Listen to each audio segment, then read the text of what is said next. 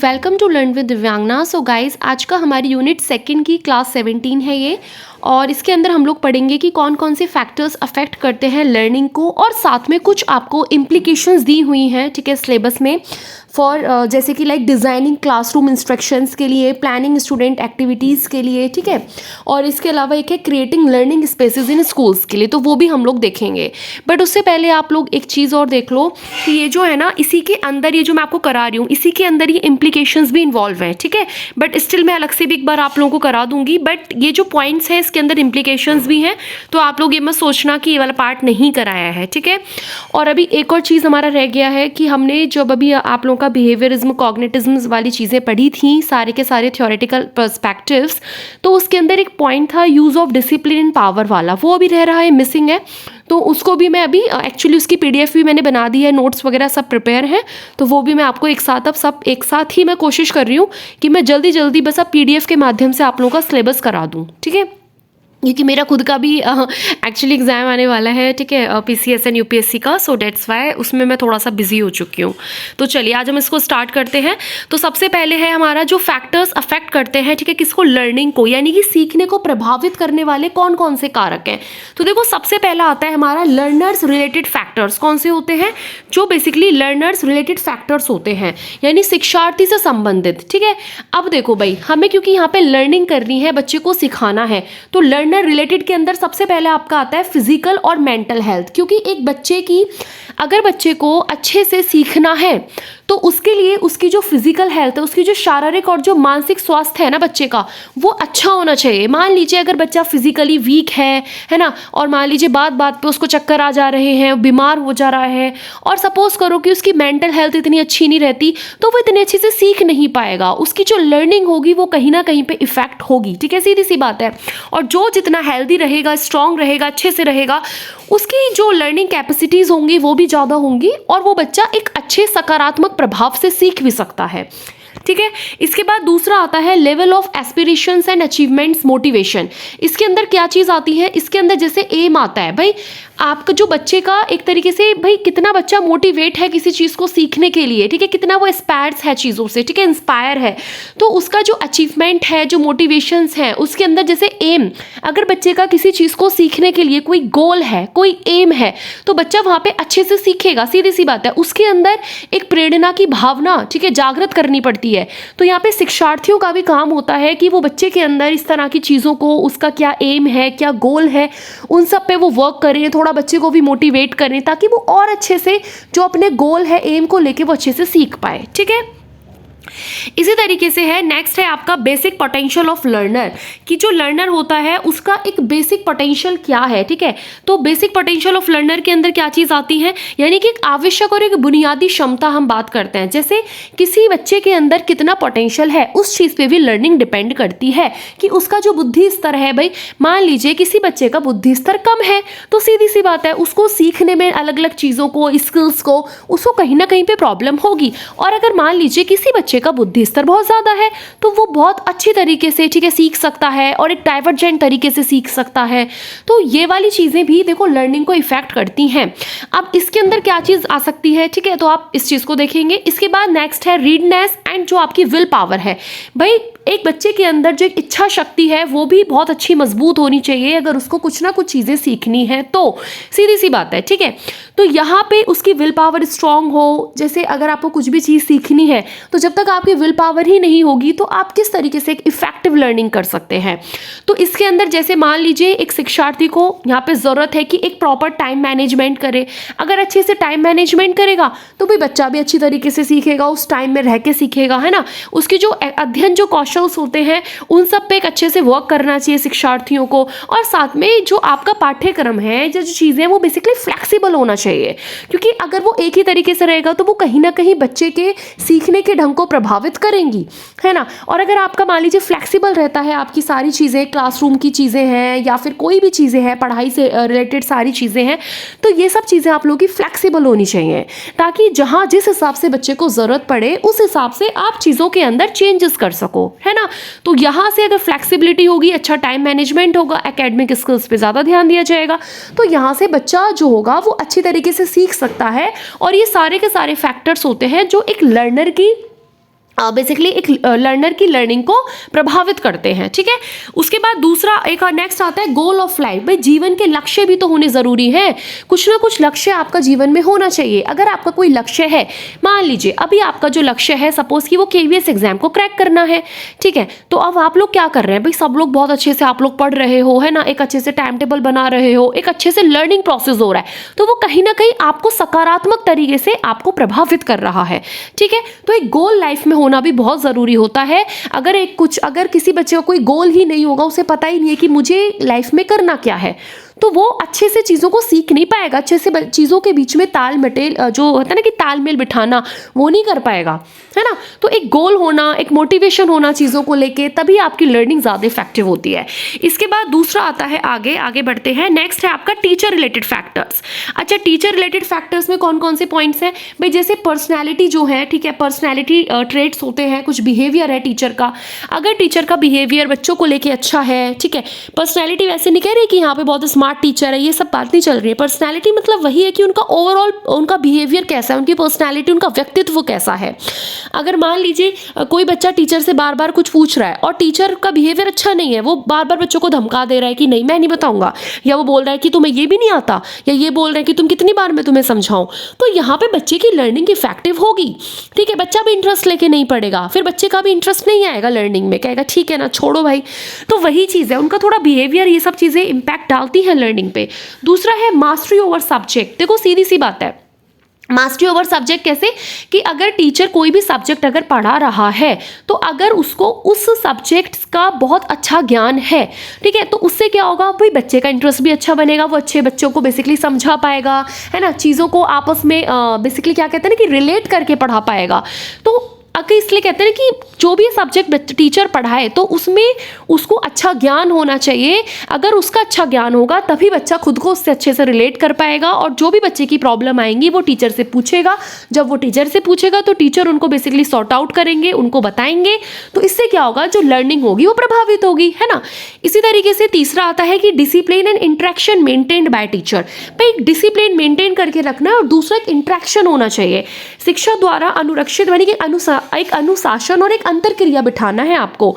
ऐसा नहीं है कि कैसी भी क्लास चल रही है, शोर शराबा हो रहा है, तो क्या बच्चे उसमें अच्छा सीख पाएंगे? नहीं सीख पाएंगे। जब तक एक डिसिप्लिन मैनर नहीं होगा क्लासरूम का, तो जब तक बच्चा अच्छे से नहीं सीख पाएगा, है ना।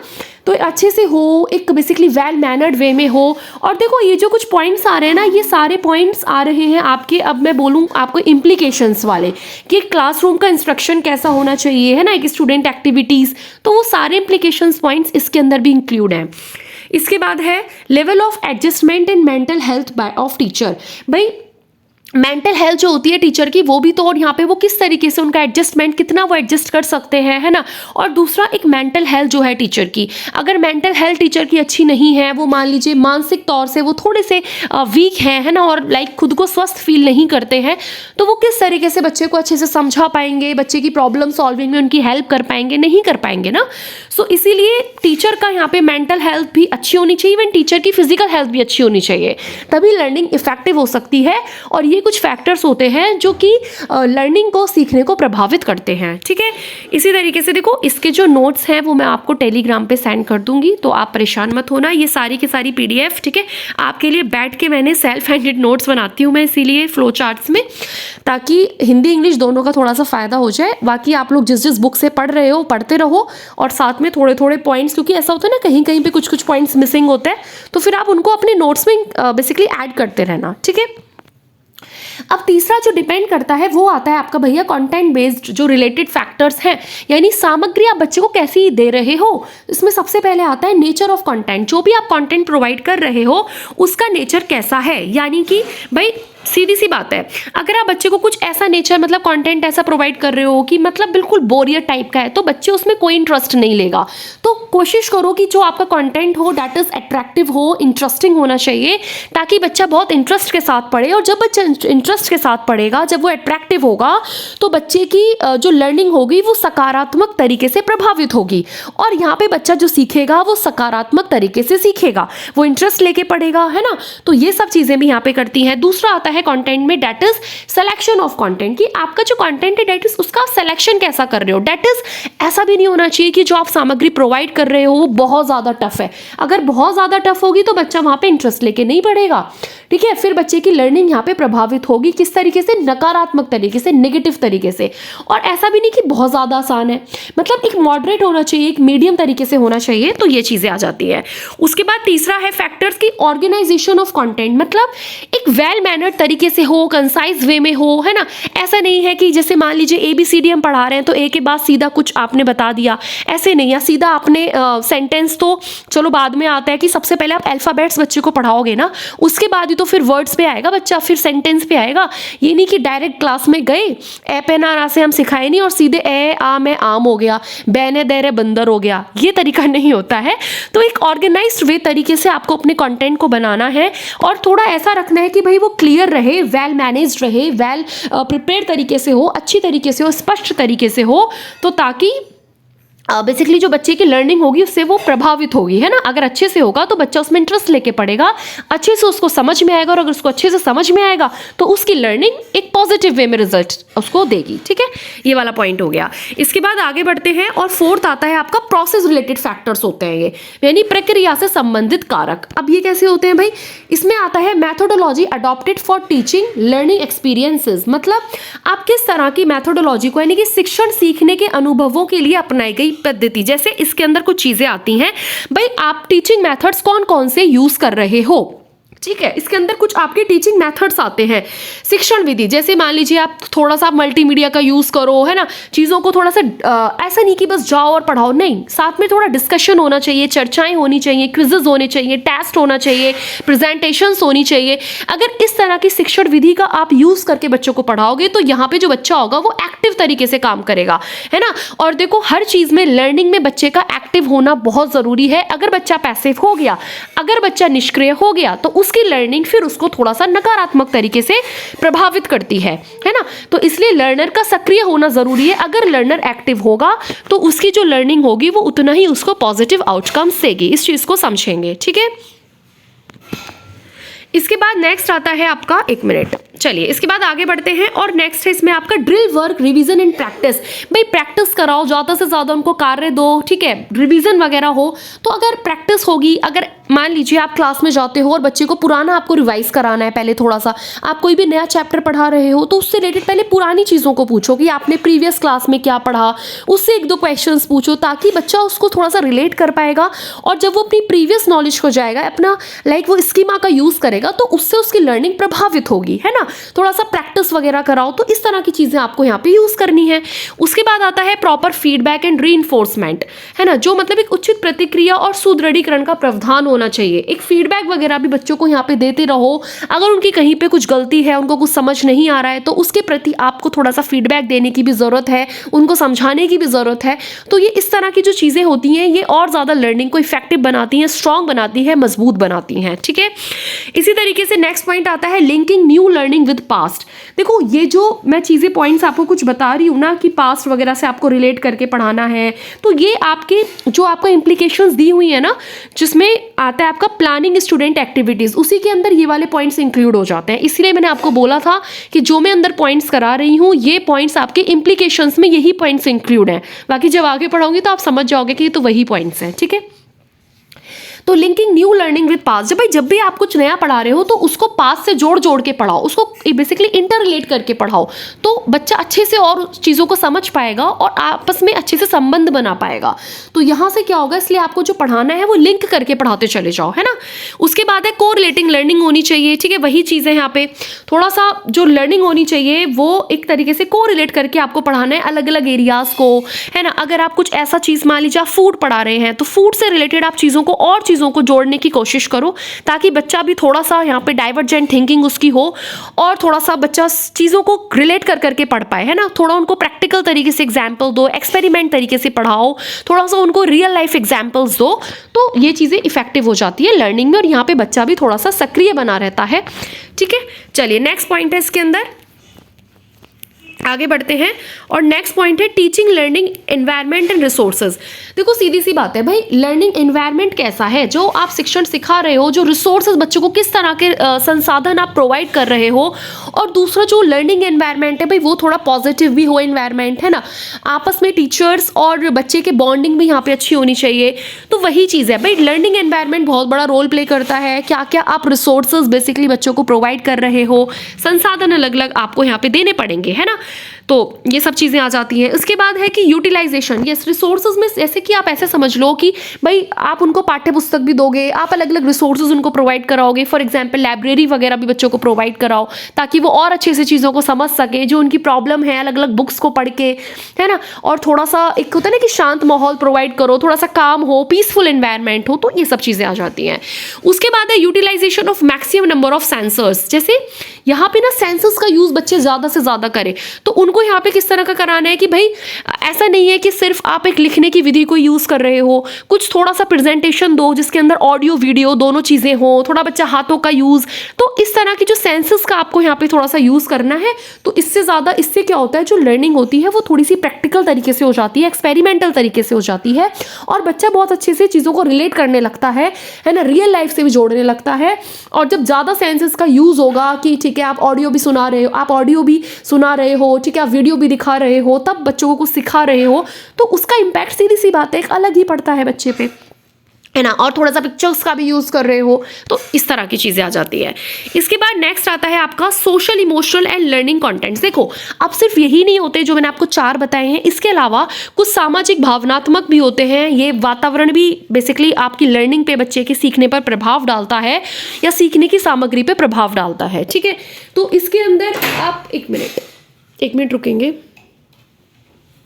इसके अंदर कौन से पॉइंट्स आ सकते हैं भाई। देखो जैसे सोशल इमोशनल क्लाइमेट अवेलेबल जो है, ठीक है, इंस्टीट्यूशन के अंदर भाई कैसा बच्चे को माहौल दिया जा रहा है, जो संबंध है आपस में कि छात्र छात्र के संबंध कैसे हैं, स्कूल के और स्टाफ के साथ संबंध कैसे हैं, शिक्षक और शिक्षक के संबंध कैसे हैं, तो ये सारी चीज़ें भी तो इम्पैक्ट डालती हैं। तो सीधी सी बात है डालती हैं, हर चीज़ लर्निंग के अंदर आपकी इम्पैक्ट यहाँ पे करती है।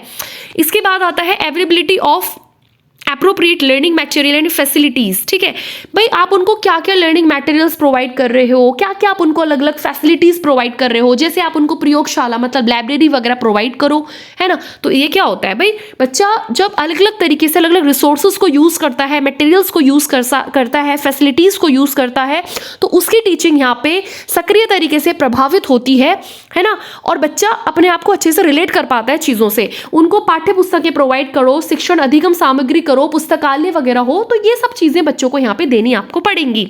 उसके बाद आता है प्रॉपर एक सिटिंग अरेंजमेंट होना चाहिए, ठीक है। कैसा होना चाहिए, एक प्रॉपर सिटिंग अरेंजमेंट हो। तो ये भी देखो क्लासरूम इंस्ट्रक्शंस के अंदर आ जाती है ये वाला पॉइंट। भाई बैठने की उचित व्यवस्था अगर नहीं होगी, कोई कहीं कुछ भी चल रहा है क्लास के अंदर, कोई एक तरीका ही नहीं है, तो कहीं ना कहीं उससे उनकी लर्निंग भी प्रभावित होगी, है ना। इसी तरीके से काम और एक पीसफुल एनवायरनमेंट बच्चे को देना पड़ेगा। अगर शोर शराबा है तो कैसे बच्चा उसमें सीख पाएगा भाई, उसका जो दिमाग होगा वो बेसिकली क्या होगा, एक डाइवर्ट हो जाएगा अपने सीखने से। टीचर कुछ पढ़ा रहा है, इधर शोर शराबा चल रहा है, तो आप खुद बताओ जब शोर शराबा होता है तो क्या आप कॉन्सेंट्रेट कर पाते हो चीज़ों पे, नहीं कर पाते। So that's why.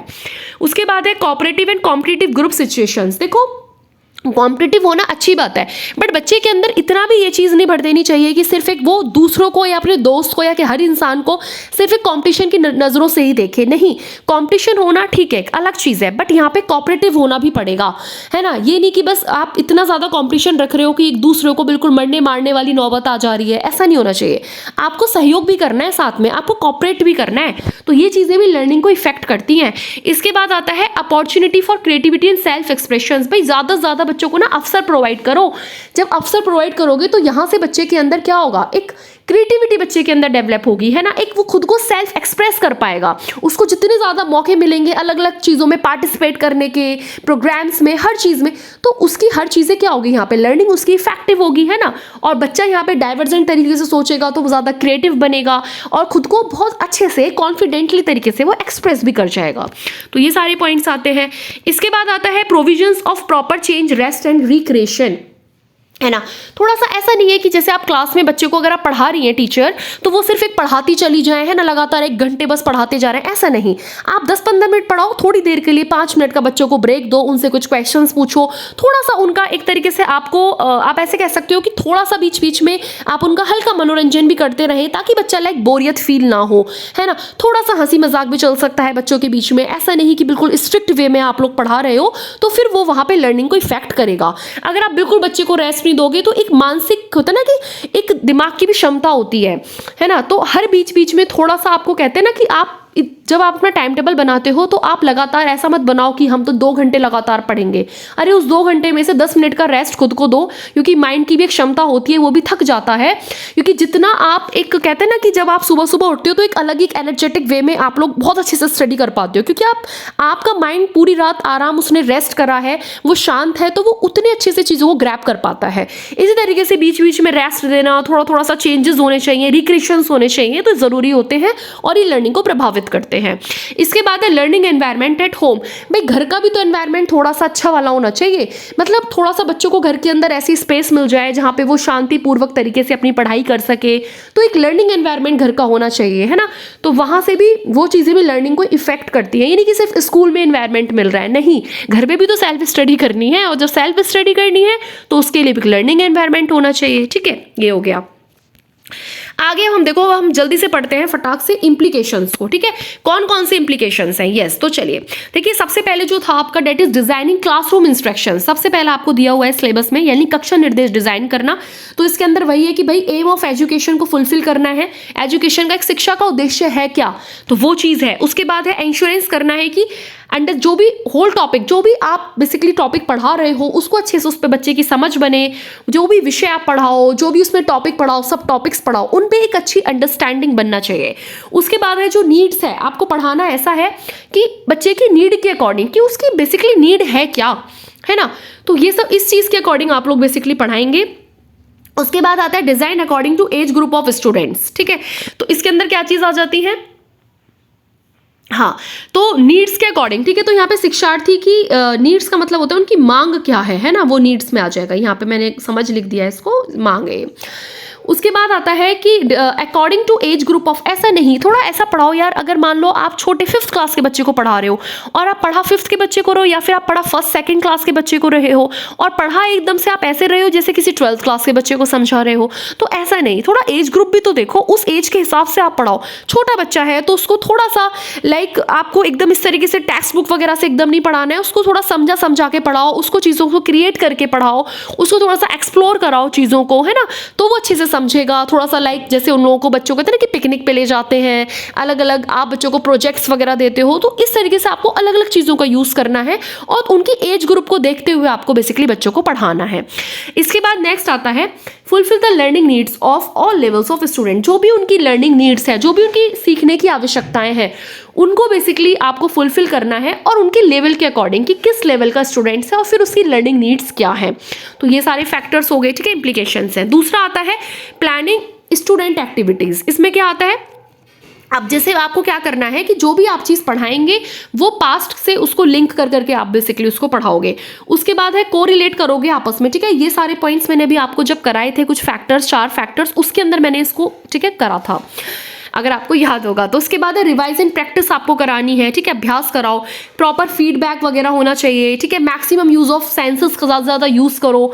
और उसके बाद है कुछ सुटेबल जो लर्निंग मेथड्स होते हैं उनका आप लोग यूज़ करेंगे। ठीक है, जो आप एकेडमिक प्लान करेंगे वो स्टूडेंट्स की एज के अकॉर्डिंग करेंगे, उनकी कितनी क्षमता है, उसके अंदर कितनी कैपेसिटीज़ है, कितनी कैपेबिलिटीज़ हैं, कितनी एबिलिटीज़ हैं, उस चीज़ के अकॉर्डिंग थोड़ा सा आप अपना एकेडमिक प्लान करो। ऐसा नहीं कि बच्चा है छोटा और प्लान कुछ अलग ही आप हाई लेवल से कर रहे हो, तो बच्चा कुछ नहीं समझ पाएगा और लर्निंग एकदम जीरो आउटकम देगी, है ना, और नेगेटिव वे में देगी, तो वो सब नहीं होना चाहिए। इसके बाद नेक्स्ट आता है क्रिएटिंग लर्निंग स्पेसेस इन स्कूल्स। इसके अंदर क्या आता है कि भाई एक प्रॉपर एक सिटिंग अरेंजमेंट होना चाहिए, भाई सीधी सी बात है, लर्निंग को प्रभावित करेगा। एक लाइटनिंग वगैरह होगी, अब अगर क्लास के अंदर बिल्कुल अंधेरा है, गर्मी में फैन नहीं चल रहा, तो क्या बच्चा अच्छे से सीख पाएगा? तुम क्या पढ़ा रहे हो, बिल्कुल नहीं सीख पाएगा। उसका दिमाग तो बस ऐसे है ना, कॉपी का फैन घुमाने में रहेगा, या फिर बिल्कुल कुछ दिखेगा नहीं, तो क्या समझेगा चीज़ों को। तो ये सब चीज़ें प्रभावित करती हैं। तो थोड़ा सा एक अंदर क्लास का जो इन्वायरमेंट है हर तरीके से थोड़ा सा अच्छा हो, इंफ्रास्ट्रक्चर अच्छा हो, सारी चीज़ें हो, है ना। इसी तरीके से काम एंड पीसफुल इन्वायरमेंट बच्चे को आपको देना है। प्रॉपर मैनेजमेंट होना चाहिए, कंट्रोल भी होना चाहिए भाई। ये नहीं कि बस कुछ भी मैनेजमेंट है ही नहीं, जिसका जो मन आ रहा है वो वहाँ जा रहा है, लेक्चर चल रहा है तो बच्चा बस may I go to washroom and may I go to, ये सब नहीं चलना चाहिए भैया। जब पढ़ो तो पढ़ो, ठीक है, इमरजेंसी है तो बिल्कुल, बट ऐसा नहीं कि जब मन आ रहा है, जब पानी पीने जा रहे हो, ये सब नहीं। थोड़ा सा डिसिप्लिन में रहना है, प्रॉपर मैनेजमेंट होना चाहिए, थोड़ा कंट्रोल इन्वायरमेंट भी रहे प्रॉपर। आप थोड़ा उनको अपॉर्चुनिटी, अवसर प्रोवाइड करो, ताकि बच्चा थोड़ा सा, वही मैंने अभी आपको कुछ टाइम पहले पॉइंट बताया अभी तक, कि क्रिएटिव बने, सेल्फ एक्सप्रेस कर सके, ठीक है, एंड कॉन्फिडेंट बने। उसके बाद है cooperative and competitive group situations होनी चाहिए भाई। बच्चे के अंदर उसको सिखाओ कि उसको कॉपरेट भी करना है, और ठीक है, कॉम्पिटिटिव ग्रुप सिचुएशंस भी होनी चाहिए। अगर आप किसी उसमें काम कर रहे हो तो थोड़ा सा एक ग्रुप में मान लीजिए बच्चों को दे दिया, तो ठीक है, वहाँ पे कॉम्पिटिशन रहता है एक दूसरे के ग्रुप से, लेकिन साथ में बच्चा वहाँ पे कॉपरेट भी करता है अपने ग्रुप को। तो ये सारी चीज़ें भी लर्निंग को इफेक्ट करती हैं, ठीक है। सो ये था आप लोगों का बेसिकली। तो and thank you so much guys. इसके अलावा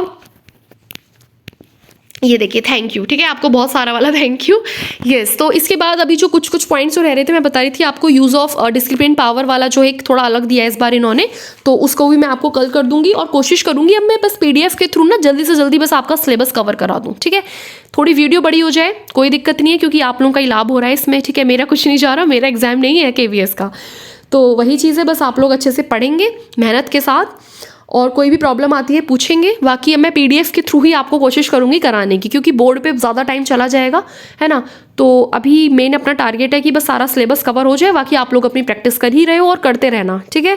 बाकी जिसका भी KVS निकलेगा मैसेज करके बताना ज़रूर। ओके चलो, so wish you all the very best, stay happy and stay blessed, and thanks for watching.